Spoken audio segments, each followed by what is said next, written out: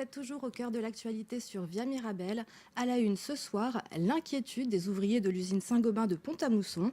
Depuis l'annonce début mars de la recherche de nouveaux partenaires, ces 2000 salariés craignent une possible cession du site à un industriel chinois.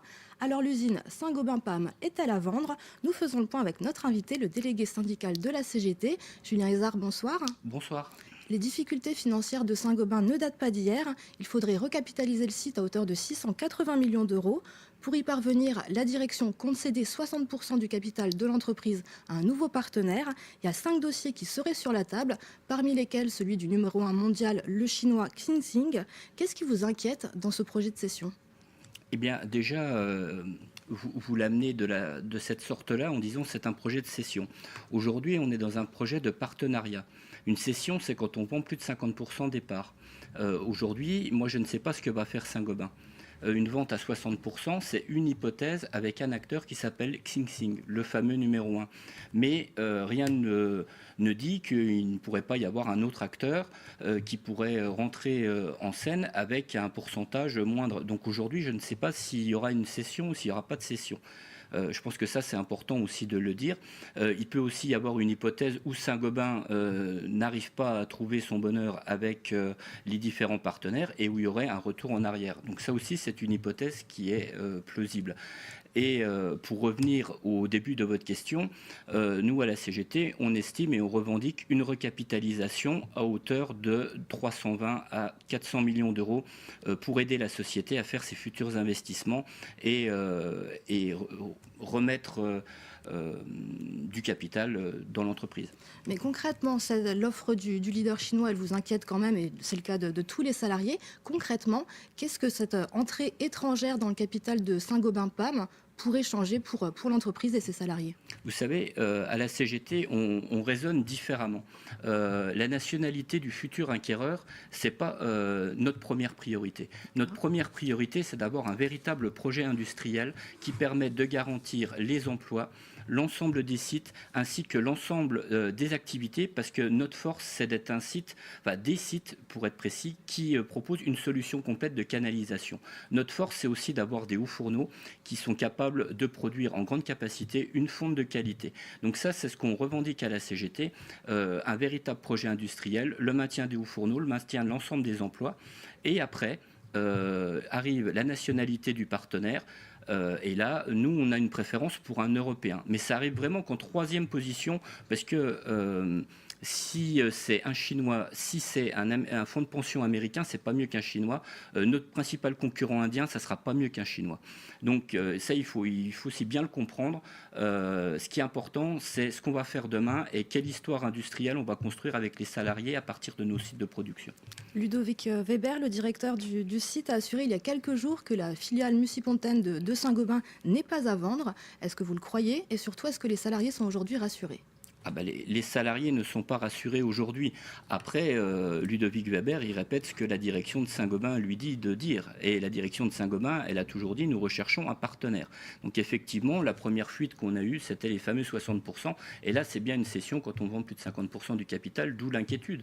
Mais il y a d'autres offres et on ne connaît pas le contenu de ces offres. Justement, faute d'obtenir le nom d'un repreneur à l'issue du dernier comité central d'entreprise, il y a une procédure d'alerte qui a été lancée pour lever le voile sur cette éventuelle cession. Où en est-elle aujourd'hui? Aujourd'hui, nous sommes un peu en difficulté, mais nous allons résoudre ça très vite et l'expert va être mandaté pour faire cette fameuse expertise des comptes et qu'on puisse savoir exactement où on va et la situation réelle de Saint-Gobain-PAM. Saint-Gobain-PAM est le poumon économique de Pont-à-Mousson. Il y a le maire Henri Lemoine et des élus de tous bords qui se joignent à votre combat. Il y a quand même 1966 et même plus d'emplois en jeu. Est-ce que vous pensez que cette mobilisation peut suffire et peut peser dans les décisions de la direction? Alors, la mobilisation, tous les soutiens francs, directs et sincères, les salariés les reçoivent, entre guillemets, avec plaisir. Mais vous savez, les élus, ils sont regroupés dans ce qu'ils appellent une union sacrée à laquelle la CGT ne participe pas, pour une bonne et simple raison. C'est une union sacrée pour quel projet? Parce qu'il y a deux projets qui sont portés. Il y a un projet avec la défense des hauts fourneaux, c'est le projet CGT, et puis il y a un autre projet avec d'autres moyens de fusion, c'est le projet de l'intersyndicale. Et les élus, on les voit avec aussi bien la CGT que l'intersyndicale. Donc c'est très bien de soutenir, mais vous soutenez quoi ?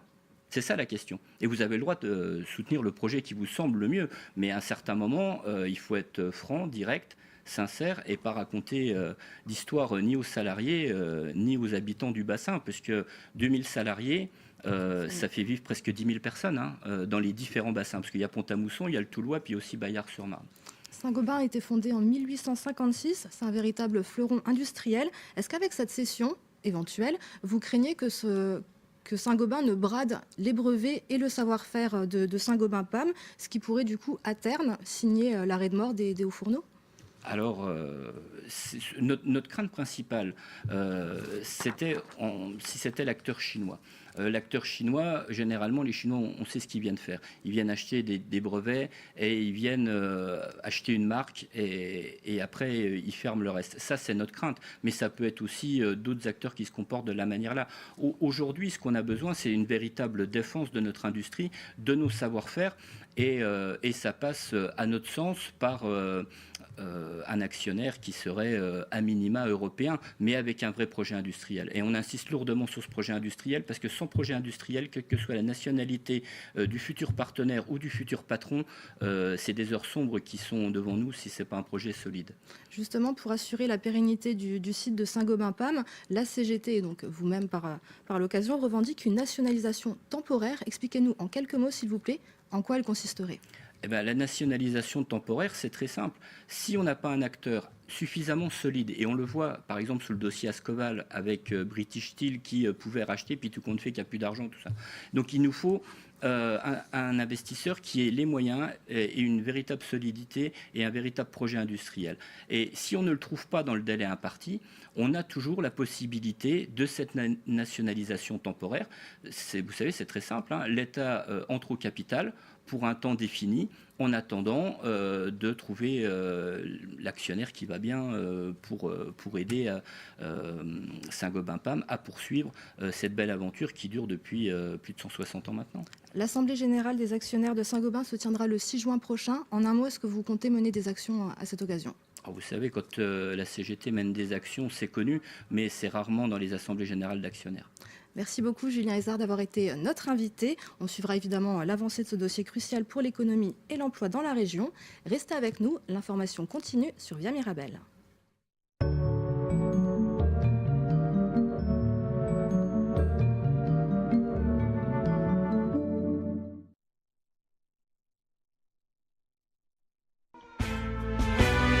Assigné à résistance, tel est notre état d'urgence.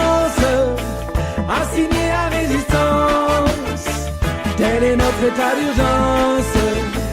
Assigné à résistance, tel est notre état d'urgence.